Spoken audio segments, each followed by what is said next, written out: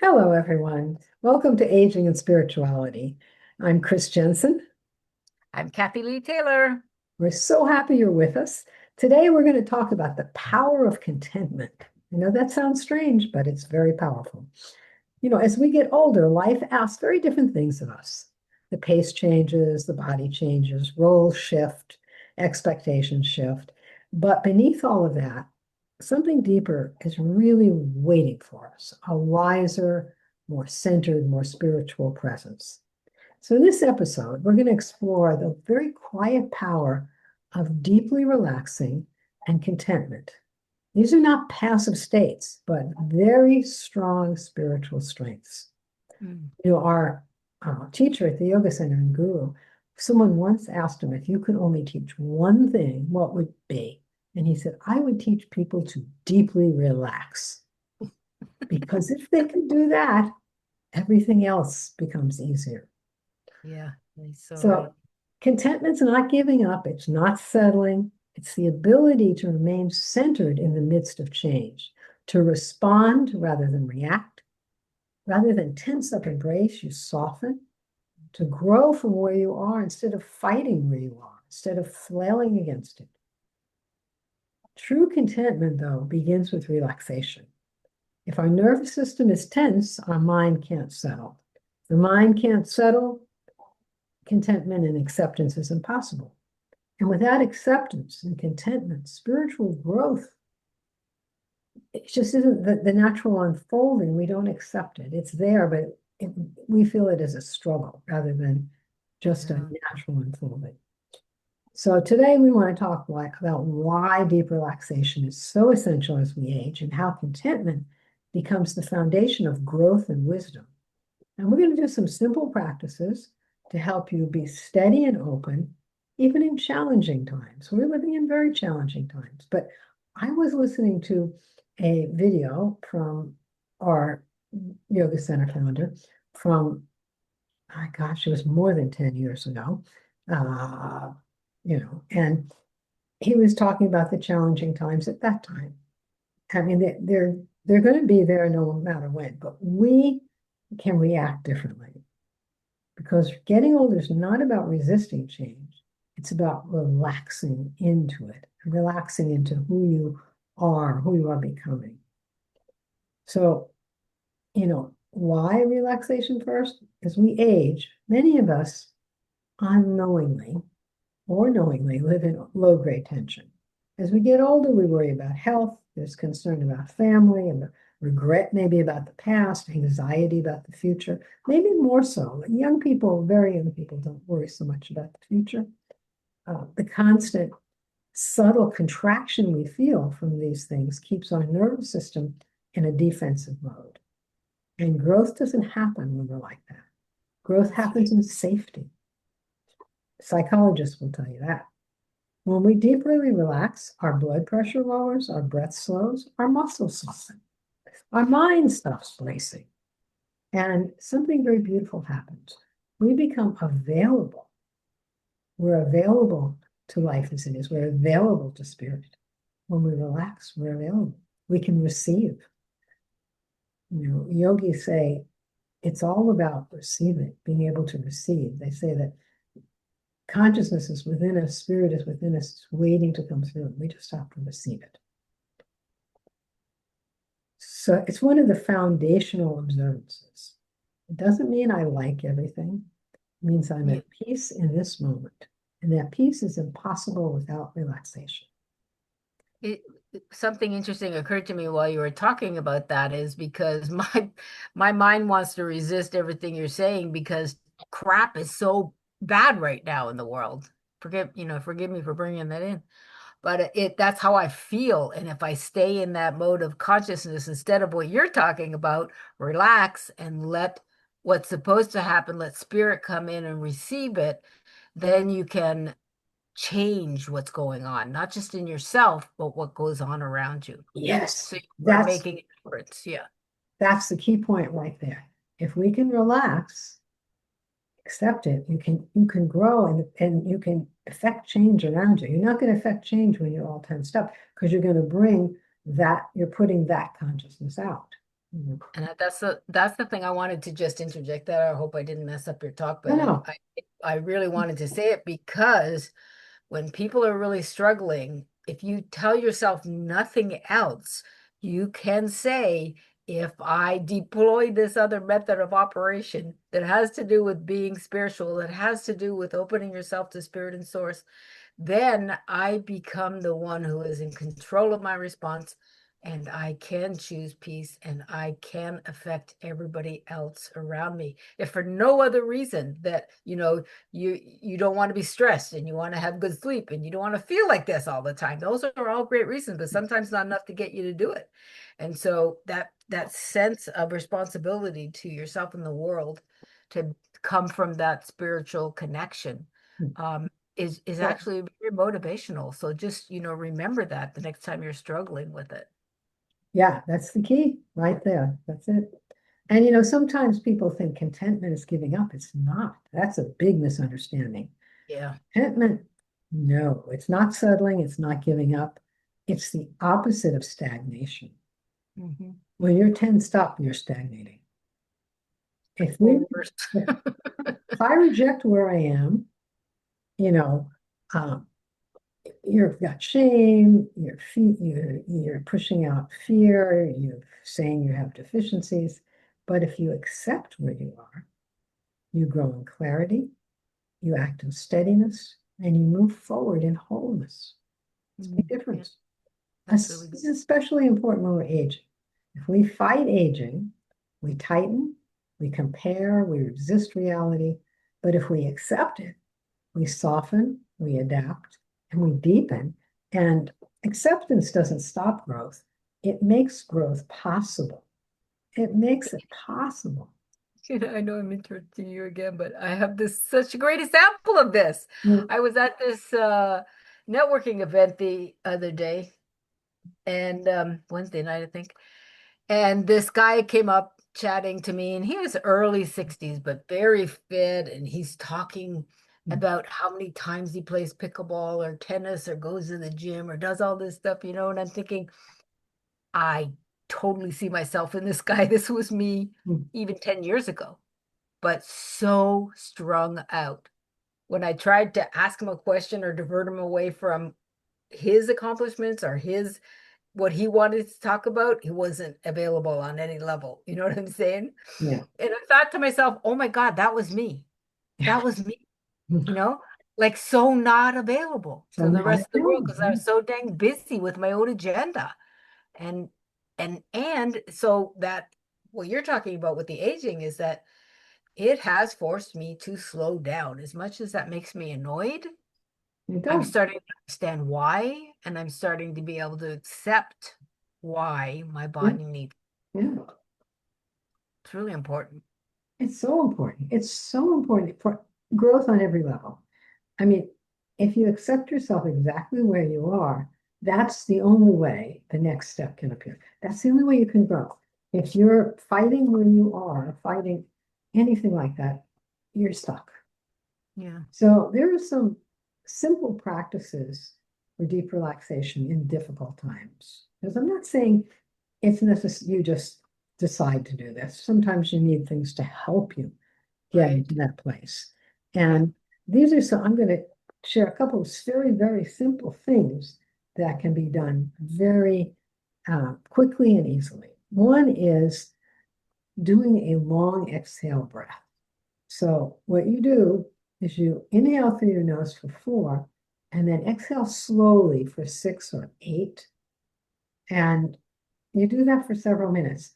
I guarantee if you do that, you will feel much more peaceful and relaxed. Even in conflict, grief, uncertainty, the body relaxes first, the mind follows. The Hatha Yoga Pradipika, which is all about, how to relax in yoga, it says that where the breath goes, the mind follows. So Mhm. uh, let's try just a few of these, and we're not going to do it for several minutes. Well, let's do 4 of them, but just to see how it feels. So just inhale for 4, and then exhale for 6 or 8. 8 is better.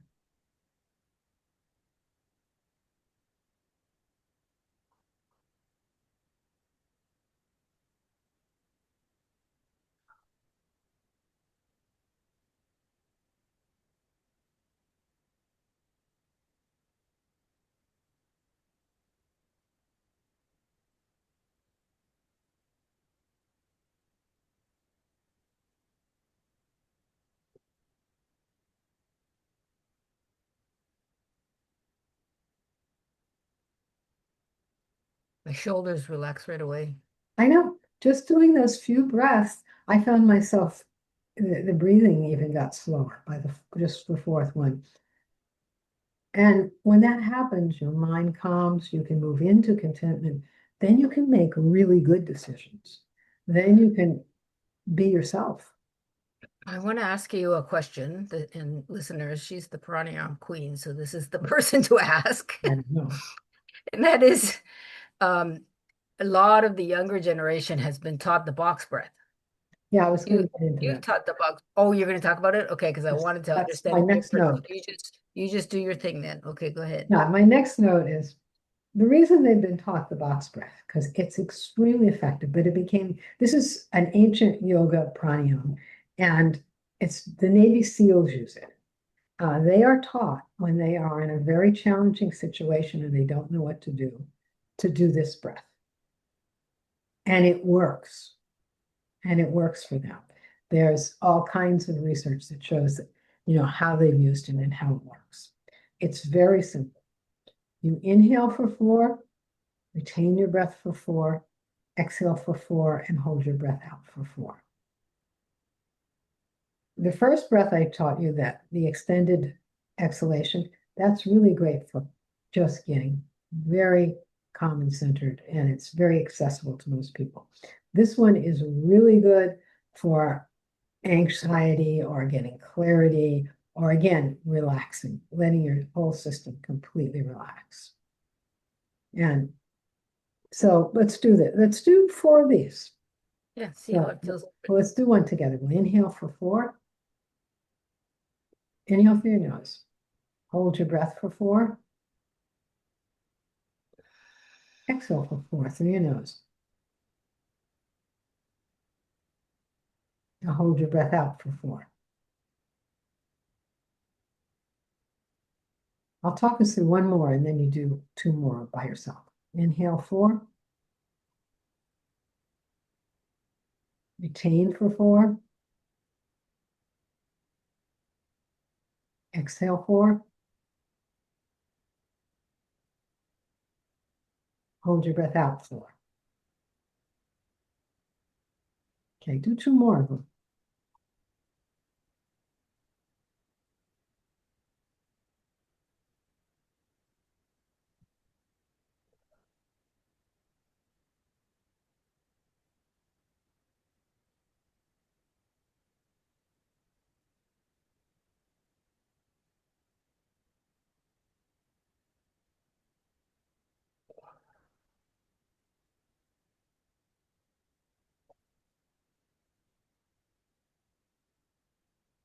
It's nice, isn't it?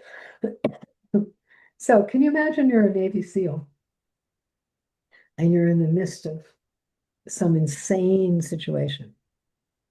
So do you tighten up? No. You step back, you do what we just did. Maybe do it a few more times than that. Hmm. It Do works. they both feel the same to you when you're done doing those practices? Do they both have the same kind of relaxation? No, they feel a little different to me. Yeah, me too. Okay, I just Very wanted to different. Yeah, they verify feel that. different. Yeah, they're different. They're different breathing techniques. The first one is just let's relax and calm the mind. This one helps is a little bit more for relaxation and clarity and, and Kind of grounding. more energy to it. It's a little different. Yeah. They're Okay. both particularly good for, use them as you will. I wouldn't do the box breath before I went to bed, but I would do the other one before I went to bed. Yeah. Yeah. So, The first one's more relaxing to yeah. me. Yes. The box breath kind of keeps me still in motion. Like I feel like I'm embodied, I'm grounded, but not necessarily as Yeah. relaxed as I Yeah. want to It's, be. it's, you can stay in a centered place and act, but that's why I wanted that to really emphasize that first one for folks, because it'll Yeah. really help to just get everything relaxed. And then, Well, I would do that one and then you could do the other one too. You don't have to do just one of them. I like knowing both, that's for sure. There's always a place for each one. That's right. There is. So there's another thing you can do. One of the areas that tenses up, your abdominal area, very, you get tense in the stomach, maybe you have to give a talk in front of a lot of people.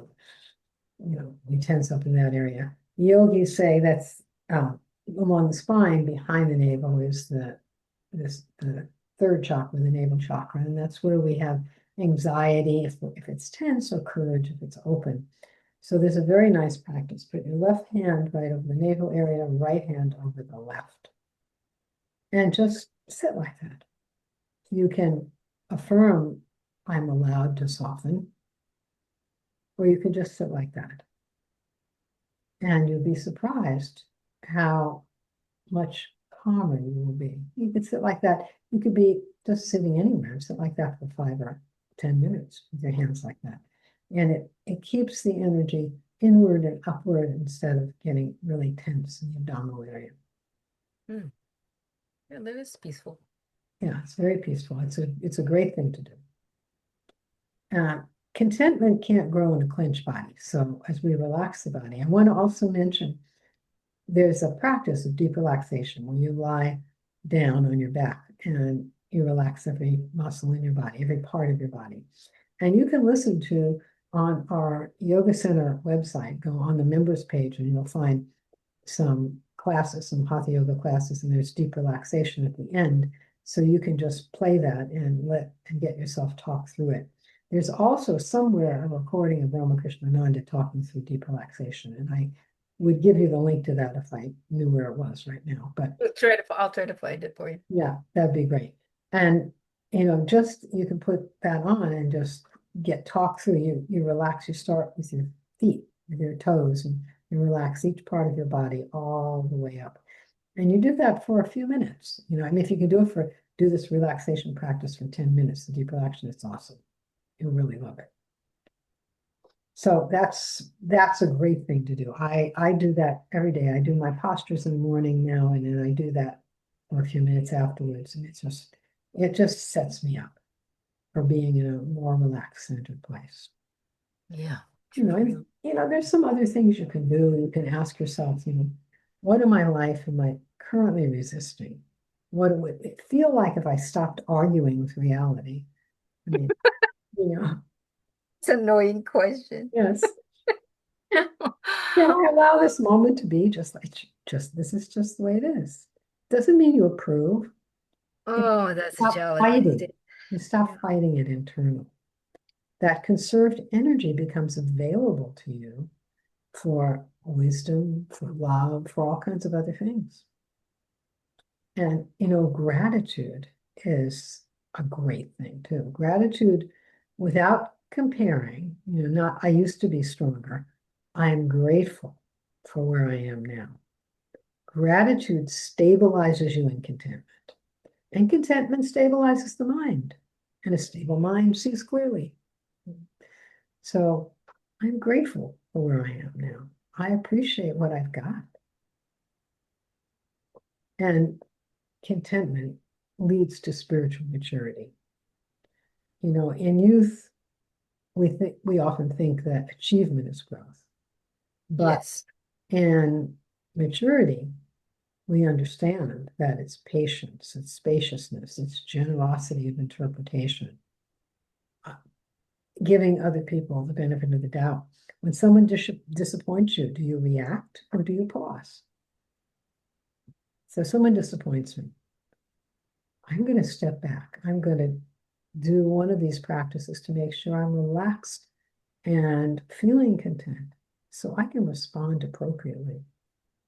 When your body aches, do you panic? Would you listen to what it's telling you? Saying, I need some help here. Or when plans change, do you tighten up? That's not what I had in mind. That's not my plan. Or do you adapt? See, that's the thing. Contentment allows response instead of reaction.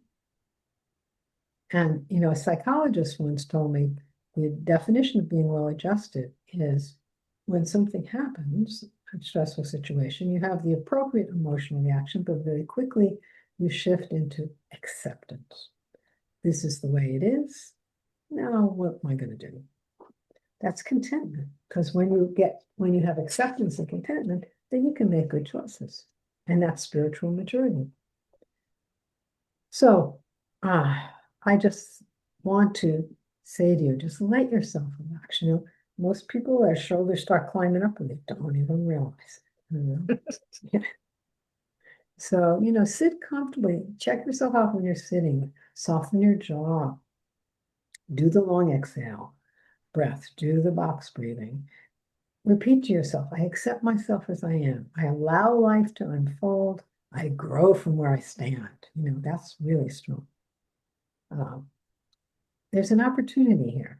Contentment is not the end of growth, it's the ground from which growth begins. And I've heard that over and over in yoga from the yoga master. Yeah. When you're content, you've got to grow from where you are. You can't grow from someplace else if you're not content. If you're not accepting where you are.